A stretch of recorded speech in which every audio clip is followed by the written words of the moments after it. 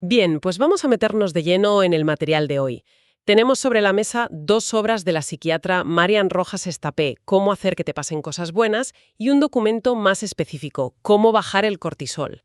La idea es sacar el jugo a lo que propone para manejar el estrés, que es algo que, bueno, nos suena a todos. Y el protagonista absoluto de estos textos es el cortisol.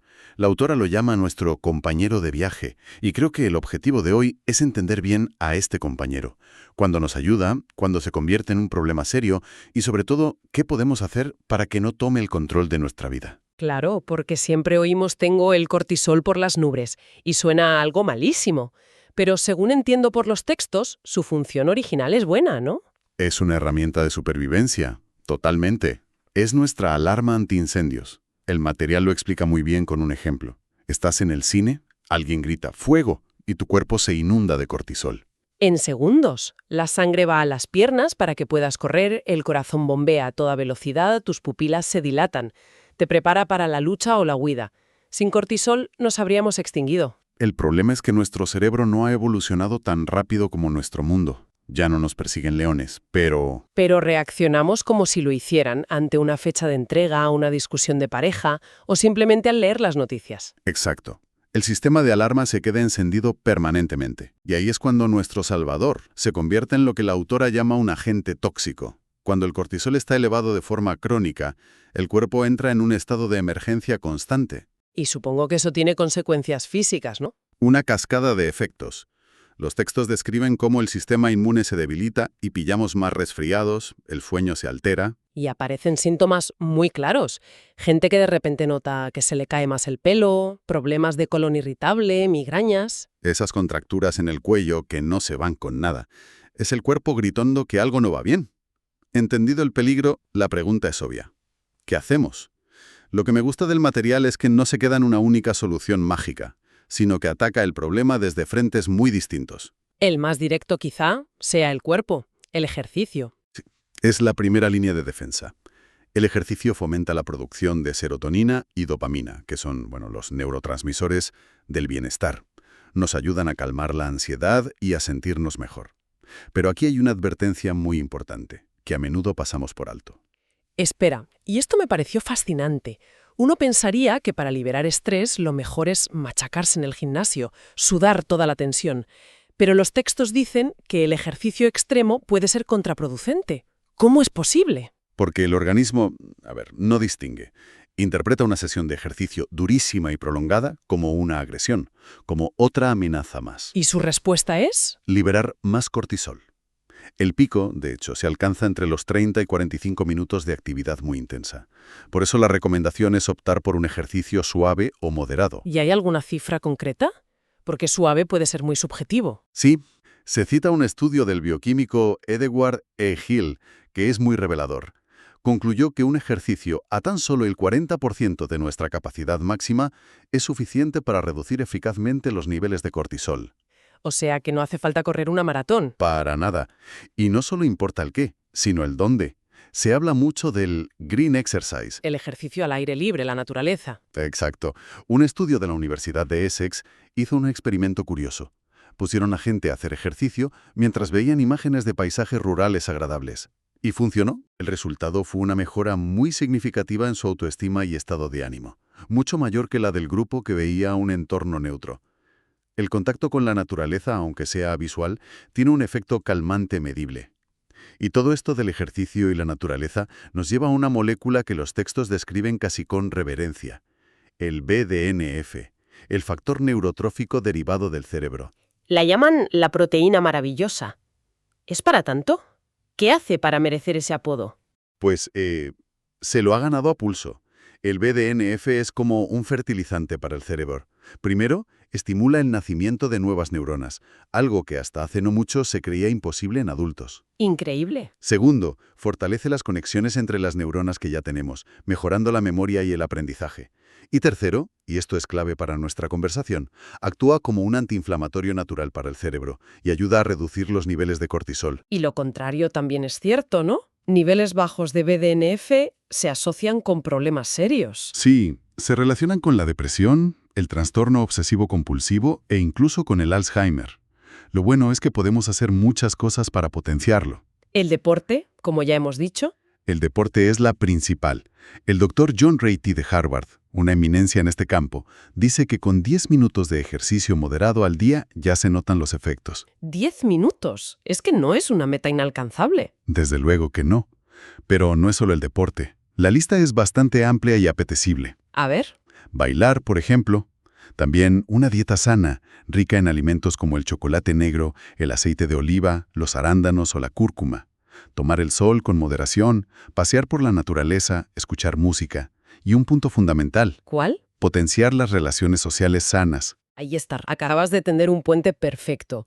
Porque si nuestro entorno físico, la naturaleza, nos protege, ¿qué pasa con nuestro entorno humano? El material le da una importancia tremenda a la gente de la que nos rodeamos. Es que es el segundo gran frente de batalla contra el cortisol. Los textos dedican un capítulo entero a aprender a manejar a las personas tóxicas y a buscar activamente a las personas vitamina. Una idea que le suena a todo el mundo, ¿verdad? Totalmente. Y me gusta la definición que da de persona tóxica. No es alguien que está pasando un mal momento y un día está a borde, es un patrón. Exacto. Alguien que actúa como un espectador de tu vida pero con derecho a opinar, que parece tener un radar para tus puntos débiles. Y que después de estar con esa persona te deja con una sensación de desasosiego, de agotamiento. Esa es la clave. Y se propone una estrategia muy clara, en 6 pasos, para gestionarlas. Pero más que una lista, son como herramientas en una caja. A ver, exploremos algunas. Me llama la atención la idea del impermeable psicológico. Es una metáfora genial, mucho más útil que el típico que no te afecte. Pero, en la práctica, ¿cómo se pone ese impermeable? Es un ejercicio mental activo, no es pasivo. Consiste en, primero, ser consciente de que estás recibiendo un ataque verbal. Segundo, en lugar de absorberlo, visualizar cómo esas palabras literalmente te resbalan. Como el agua en un chubasquero. Justo. No se trata de no oírlas, sino de tomar la decisión consciente de que no penetren en tu sistema emocional.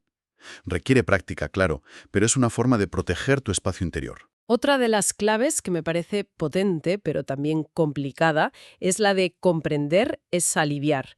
Se sugiere intentar entender la biografía y los traumas de la persona tóxica, pero ¿no corremos el riesgo de justificar o excusar comportamientos dañinos si nos centramos demasiado en sus heridas? Ese es el matiz fundamental. Y es un punto excelente. El material no lo plantea como una excusa para el maltrato, en absoluto. Es una herramienta para uno mismo. Ah, vale. El objetivo no es perdonar la acción o decir, pobrecito, por eso me trata así. El objetivo es despersonalizar el ataque. Entiendo. Si entiendes que la crítica de esa persona tiene más que ver con sus propias frustraciones, miedos o historia personal que contigo, esa crítica pierde su poder sobre ti, Deja de ser un ataque personal. para convertirse en el síntoma del dolor ajeno. Y eso, a ti, te libera. ¿Entendido? No es para ellos, es para mí, para que a mí no me afecte tanto. Y supongo que la última clave es la más lógica. Si hay personas tóxicas, tiene que haber un antídoto. Claro, las personas vitamina. Aquellas que, al contrario que las tóxicas, te recargan de energía, con las que te ríes, te sientes escuchada, validada, en paz. Y ahí se cierra el círculo. Exacto. Estar con estas personas no es solo un bálsamo psicológico, literalmente cambia la química de tu cerebro, fomenta la oxitocina, reduce el cortisol y, volviendo a nuestra proteína estrella, potencia el BDNF. No es magia, es neuroquímica, nuestro entorno social. Pero nos queda el campo de batalla más importante y seguramente el más complicado. Nuestra propia mente, nuestros pensamientos, el tercer frente y el decisivo. Hay una frase atribuida a Van Gogh que se cita y que lo resume todo. Si una voz interior te dice no pintes, pinta con fuerza y acallarás esa voz. ¡Qué bueno! La idea central es que un pensamiento negativo no es inocuo. Genera una respuesta fisiológica tóxica, una descarga de cortisol que puede durar horas en el cuerpo. Y aquí llegamos a una de las afirmaciones más impactantes de los textos. Espera, para un momento.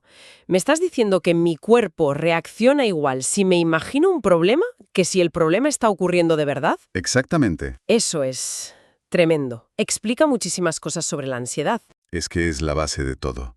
La mente y el cuerpo no distinguen la realidad de la ficción. El ejemplo del limón es perfecto y muy gráfico. A ver. Si ahora mismo cierras los ojos e imaginas que coges un limón, lo partes por la mitad, ves el zumo, lo hueles y te llevas un gajo a la boca. Empezarás a salivar. Ya estoy salivando solo de oírte. No hay ningún limón, pero tu cuerpo reacciona como si lo hubiera. Y con las preocupaciones pasa exactamente lo mismo. Claro, el material da una estadística brutal. El 90% de las cosas que nos preocupan nunca llegan a suceder. El 90%. El 90%, pero nuestro cuerpo y nuestra mente viven ese posible futuro catastrófico como si fuera real, una y otra vez.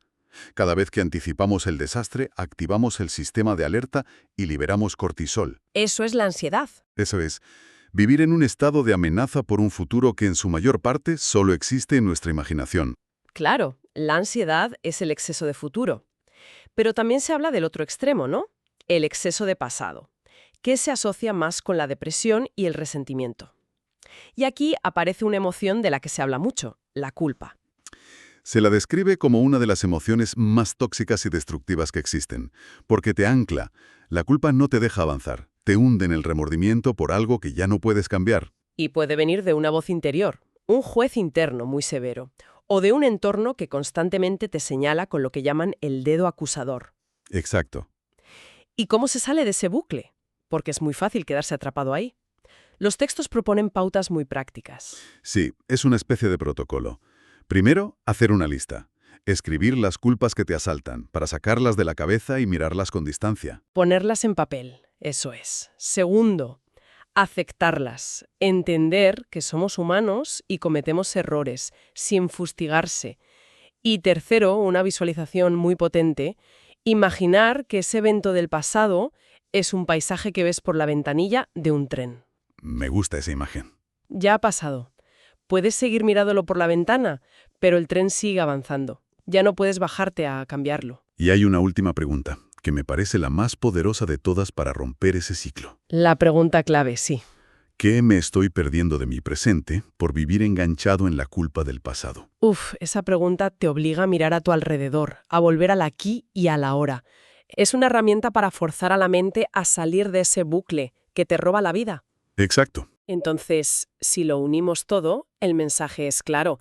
Bajar el cortisol no es tomarse una pastilla. Es un enfoque integral, es entender que hay que cuidar el cuerpo con ejercicio moderado, a ser posible en la naturaleza, que hay que proteger nuestro ecosistema social. Cultivando a las personas vitamina y aprendiendo a gestionar las tóxicas. Y, sobre todo, que hay que reeducar a nuestra mente para que no se convierta en nuestra propia enemiga, atrapada en un pasado que ya no existe o en un futuro que probablemente nunca ocurrirá. Exacto. Son tres patas de un mismo taburete. Si una falla, el equilibrio se resiente. Es un trabajo consciente y constante en esos tres frentes, que además se retroalimentan. Claro. Hacer ejercicio te da la claridad mental para gestionar mejor tus pensamientos, y tener relaciones sanas te protege del estrés que daña tu cuerpo. Todo está conectado. Para terminar, hay una última idea en los textos que me dejó pensando. Se explora la relación entre la inflamación crónica del cuerpo y la depresión. Y se lanza una pregunta muy provocadora. ¿Y si la depresión fuera, en muchos casos, una enfermedad inflamatoria del cerebro? Es una línea de investigación que está ganando muchísima fuerza. Se menciona un dato muy significativo. Cerca de un tercio de los pacientes con depresión que no responden a los antidepresivos tradicionales. Sí, muestran en sus análisis de sangre claros marcadores de inflamación sistémica, como si su cuerpo estuviera en un estado de alerta inmunológica constante. Lo cual nos deja con una reflexión final para darle vueltas. Si el estrés crónico y el cortisol elevado son uno de los principales motores de la inflamación en nuestro cuerpo, y esa misma inflamación está cada vez más vinculada a trastornos del estado de ánimo, como la depresión. Entonces, ¿Qué nos dice esto sobre el futuro de la salud mental? Quizás la frontera que hemos dibujado durante tanto tiempo entre tratar el cuerpo y tratar la mente sea mucho más difusa de lo que jamás imaginamos.